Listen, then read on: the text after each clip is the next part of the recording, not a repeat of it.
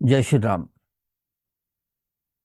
ज्योतिष में गोचर का महत्वपूर्ण स्थान है। ये इतना महत्वपूर्ण क्यों है? सबसे पहले हमें इसी बात को जानने की जरूरत है। तो आइए हम सबसे पहले इसे जानने का प्रयास करते हैं।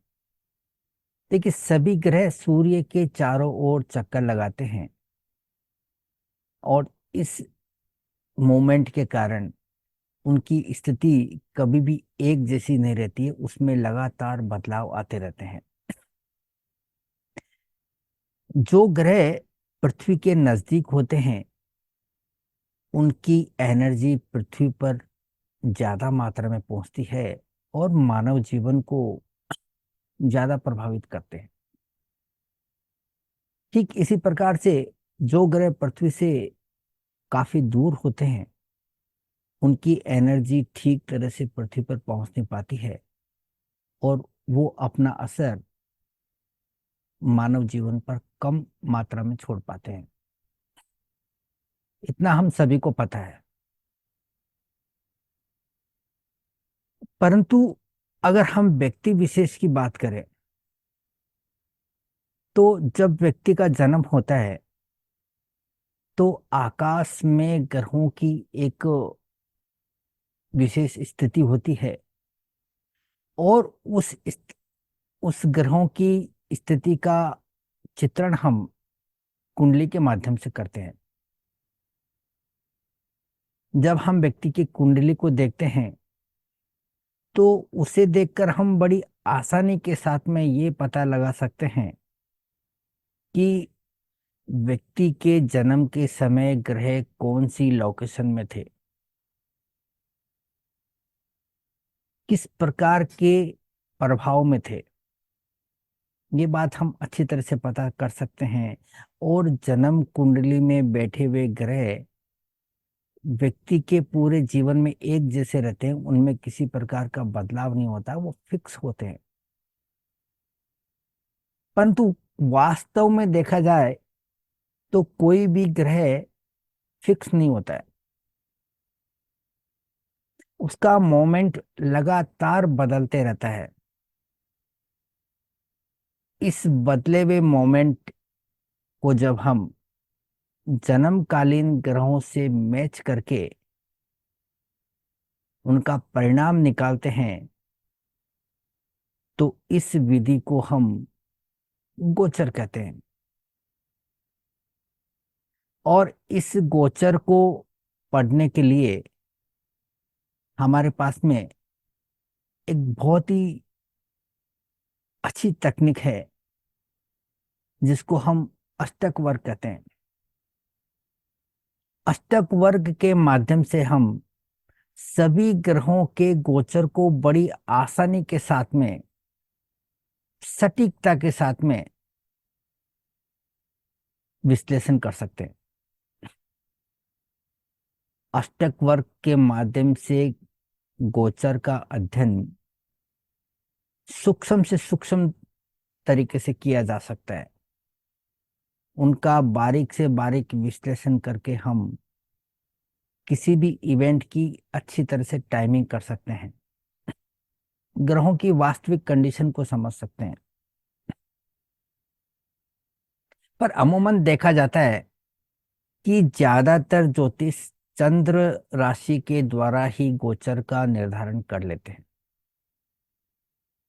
ये 90% के अभाव लोग इसी पद्धति का इस्तेमाल करते हैं। परंतु अगर हम ये समझना चाहें कि क्या ये पद्धति पूरी तरह से फुल प्रूफ है तो मेरे हिसाब से तो ये फुल प्रूफ नहीं है। और जो ज्यादातर विद्वान लोग हैं उनका भी यही मानना है। कारण कि आकाश में चंद्रमा एक अकेला ग्रह ऐसा नहीं है जो मानव जीवन को प्रभावित कर सकता है। आकाश में सभी ग्रह अपनी एनर्जी को रिलीज करते हैं और वो एनर्जी जब पृथ्वी तक पहुंचती है तो मानव जीवन का प्रभावित होना निश्चित है। तो फिर क्यों हम सिर्फ चंद्र के द्वारा गोचर का निर्धारण करके विश्लेषण करते हैं। हमें सभी ग्रहों को समान महत्व देकर उनके गोचर को समझकर अगर फलित किया जाए तो हम किसी बेहतर नतीजे के ऊपर पहुंच सकते हैं। गोचर का निर्धारण करने के लिए जो अष्टक वर्ग की पद्धति है उसमें सभी ग्रहों के गोचर को बड़ी आसानी के साथ में, सरलता के साथ में समझा जा सकता है और उनका विश्लेषण करके सटीक से सटीक प्रेडिक्शन किया जा सकता है। ये पद्धति इतनी शानदार पद्धति होते हुए भी लोग इसका ज्यादातर उपयोग नहीं करते हैं। ज्यादातर लोग इससे परिचित नहीं है। कारण इसका ये हो सकता है कि इसे जो है अप्लाई करने के लिए हमें सभी 7 ग्रहों का और लगन का कैलकुलेशन करना पड़ता है और ये प्रक्रिया काफी टाइम टेकिंग होती है। काफी समय इसके अंदर लग जाता है, काफी मेहनत करनी पड़ती है। और पुराने जमाने में हमारे पास में कंप्यूटर नहीं हुआ करते थे, तो ये सभी काम मैन्युअली करने पड़ते थे। शायद इसी प्रक्रिया से बचने के लिए अष्टक वर्ग का उतना उपयोग अभी तक नहीं हो पाया। परंतु आज हमारे पास में कंप्यूटर की सुविधा है, अच्छे से अच्छे सॉफ्टवेयर हमारे पास में बड़ी आसानी से उपलब्ध हो जाते हैं। तो फिर अष्टक वर्ग हमें बड़ी आसानी से अवेलेबल हो जाता है। इसलिए हमें इसका ज़्यादा से ज़्यादा उपयोग करके अपने गोचर के रिजल्ट को ऊंचे लेवल तक लेके जा सकते हैं। अष्टक वर्ग किसी भी घटना को बड़ी बारीकी के साथ में जो है विश्लेषित करता है। अष्टक वर्ग एक बहुत बड़ा सब्जेक्ट है और अपने आप में एक कंप्लीट सब्जेक्ट है। इस विषय को एक वीडियो के अंदर समेट कर परोसना काफी मुश्किल काम है। इसलिए मैंने निर्णय लिया है कि इस विषय को लेकर एक सीरीज बनाई जाए और इस सीरीज का पहला वीडियो मैं आज आपके लिए लेकर आया हूं। उम्मीद करता हूं कि ये सीरीज काफी रोचक रहेगी और आप लोग इसका आनंद उठाएंगे। इस अष्टक वर्ग के बारे में और ज्यादा बात करने से पहले आप इस चैनल को जरूर सब्सक्राइब कर लीजिए, क्योंकि आपका सब्सक्राइब करना प्रेरणा देता है, अच्छा वीडियो बनाने के लिए मेहनत करने की प्रवृत्ति मिलती है। और अगर आपको ये वीडियो अच्छा लगे, इससे आपको कुछ भी सीखने को मिले, तो इसे लाइक, कमेंट और शेयर जरूर कीजिए। और इसके साथ ही अगर आप मुझसे किसी भी प्रकार की पेड कंसल्टेंसी लेना चाहें तो आप नीचे दिए हुए नंबरों पर कॉल कर सकते हैं। हमारे यहाँ पर किसी भी समस्या को बड़े ही डिटेलिंग के साथ में, सटीकता के साथ में एड्रेस किया जाता है। तो बढ़ते हैं अपने विषय की ओर और जानते हैं अष्टक वर्ग के बारे में। देखिए, अष्टक वर्ग के बारे में हमने समझा कि अष्टक वर्ग जो है किस प्रकार से हमारे गोचर के रिजल्ट को जो है हमें अवेलेबल कराता है। अब ये अष्टक वर्ग किस प्रकार से हम उपयोग कर सकते हैं, इसकी उपयोगिता क्या है, इसके बारे में हम जानने का प्रयास करते हैं। देखिए, जब भी हम कभी किसी दशा का एनालिसिस करते हैं, तो ये अष्टक वर्ग हमारे लिए काफी महत्वपूर्ण हो जाता है। दशा में एक्टिवेटेड प्लेनेट की वास्तविक स्थिति क्या है, इसका अंदाजा हमें हो जाता है।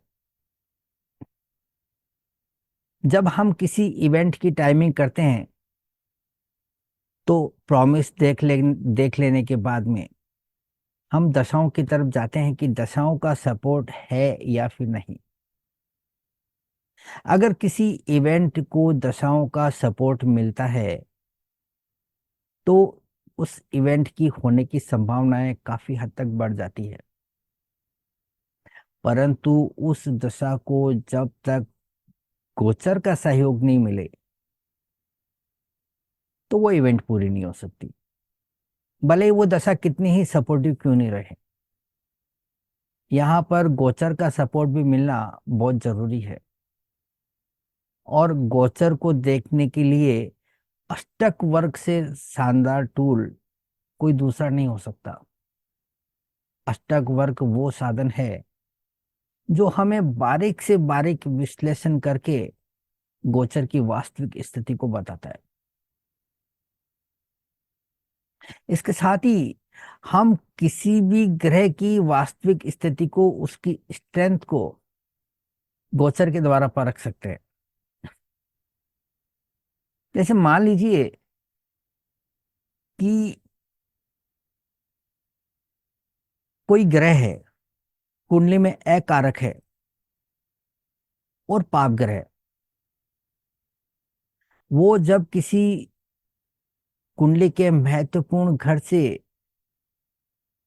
गोचर करता है,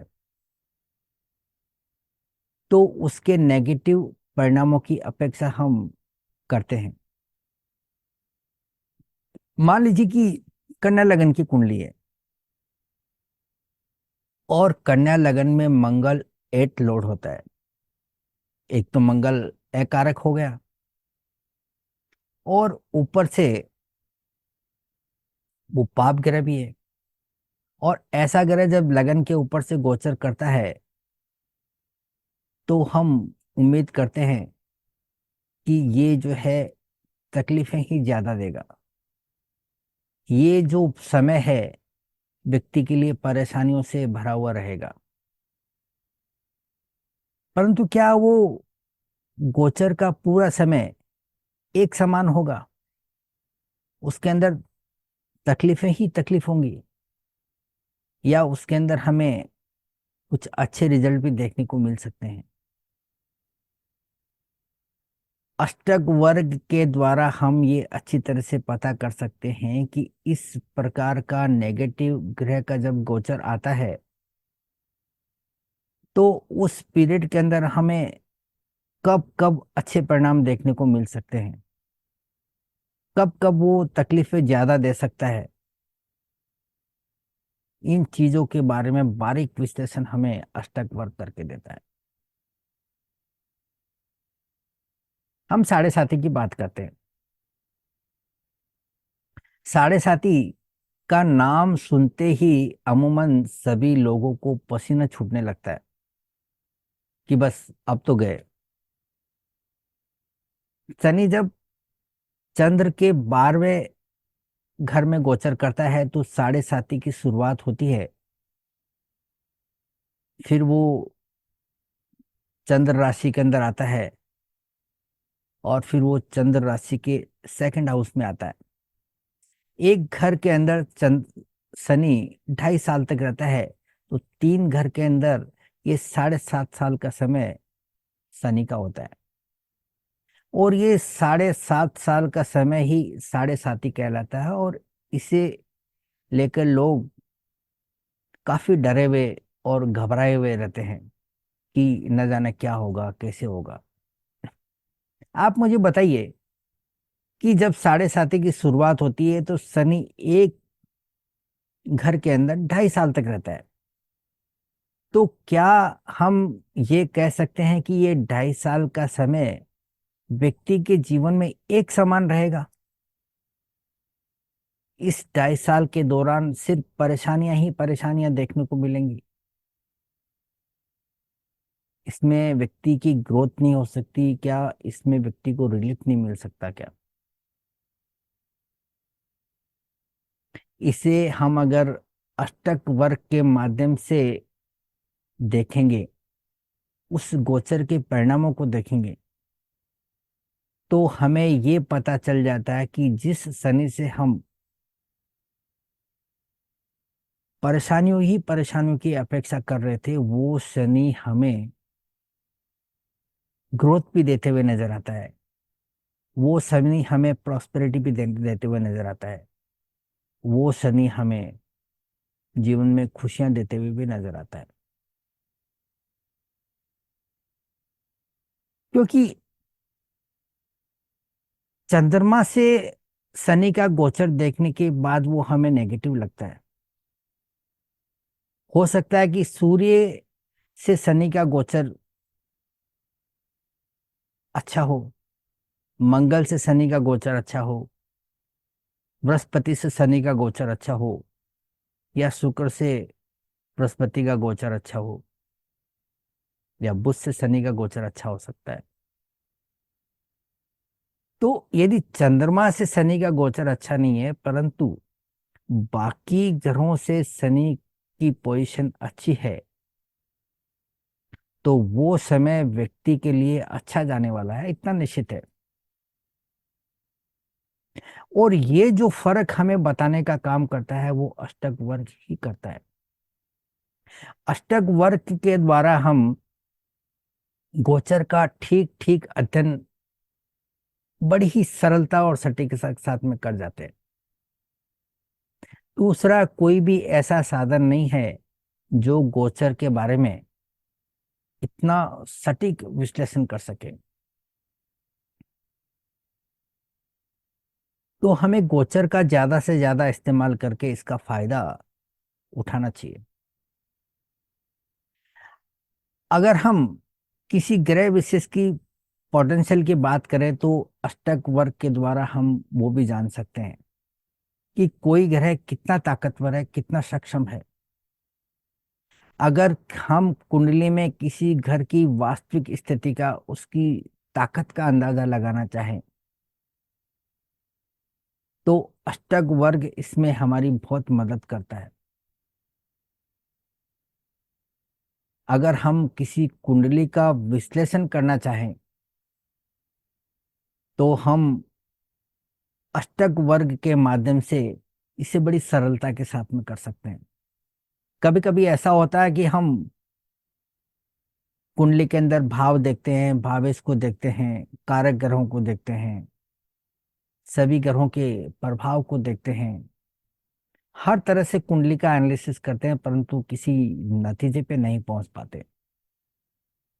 यहाँ पर अष्टक वर्ग हमारी इस मामले में बड़ी मदद करता है। और अष्टक वर्ग की सहायता से हम मिले हुए बिंदुओं के आधार पर बहुत सटीकता के साथ में किसी निष्कर्ष पे पहुंच जाते हैं। इसका मतलब ये नहीं है कि अष्टक वर्ग को ही ध्यान में रखे। हमें कुंडली के बेसिस को जरूर ध्यान में रखना चाहिए। और अष्टक वर्ग हमें इस बात की सहूलियत देता है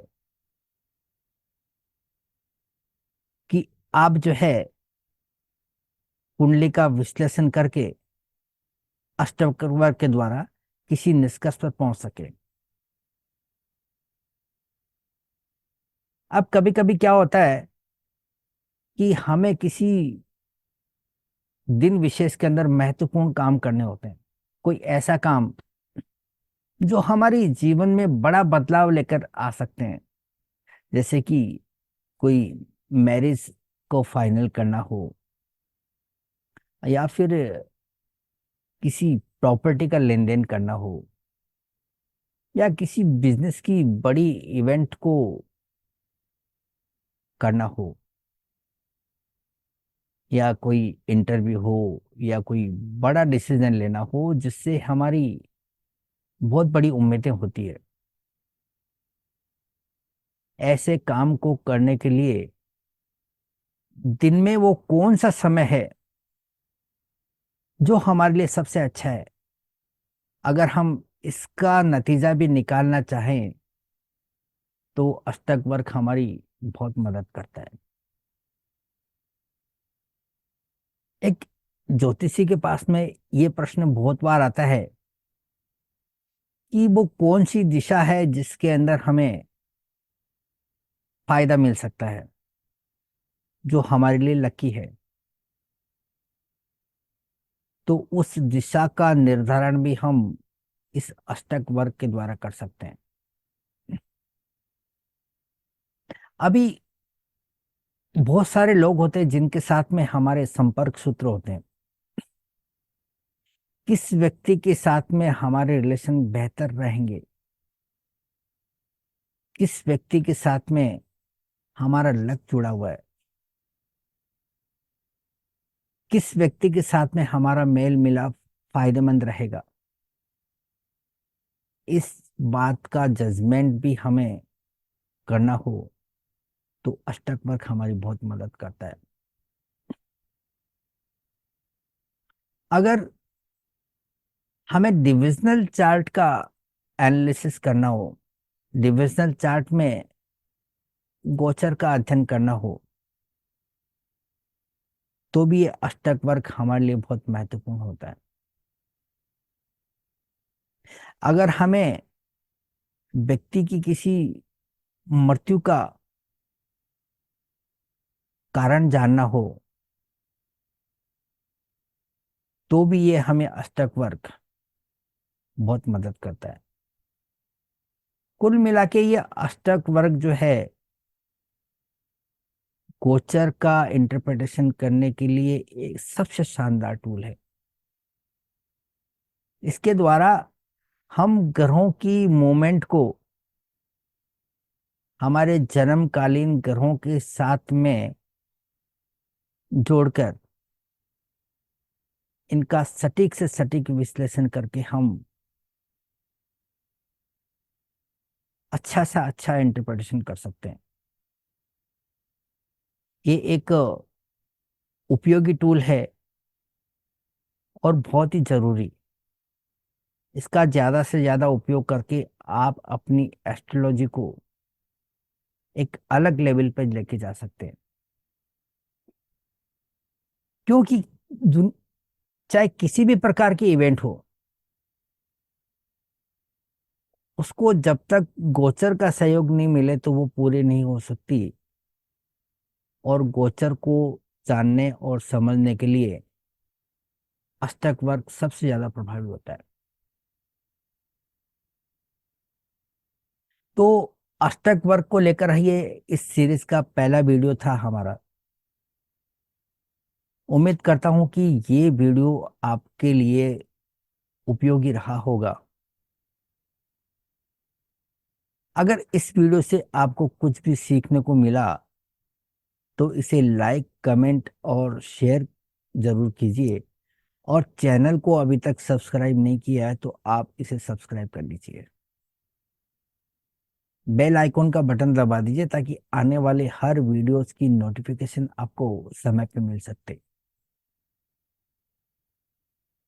तो मिलते हैं अगले वीडियो में, जिसमें हम इसी सीरीज को आगे बढ़ाएंगे। तब तक के लिए इजाजत। Thank you.